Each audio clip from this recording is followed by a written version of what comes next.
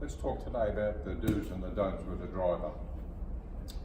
We'll start with the don'ts first. Don't play the ball too far forward. A lot of people play the ball up on their front toe. This will actually set your shoulders up too far to the left like this. I'm exaggerating to get the message across.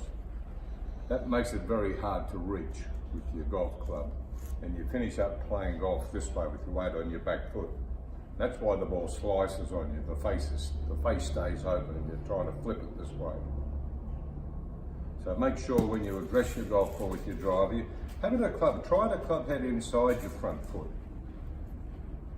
You won't be back this way, you'll be up this way with it.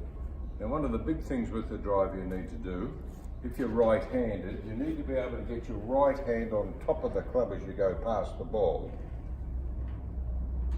The golfers I see play with their right hand underneath the ball, underneath the club. And that's why they slice. That's why you drop kick it. That's why you top it.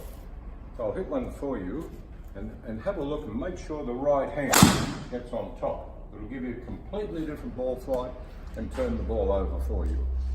Good golfing.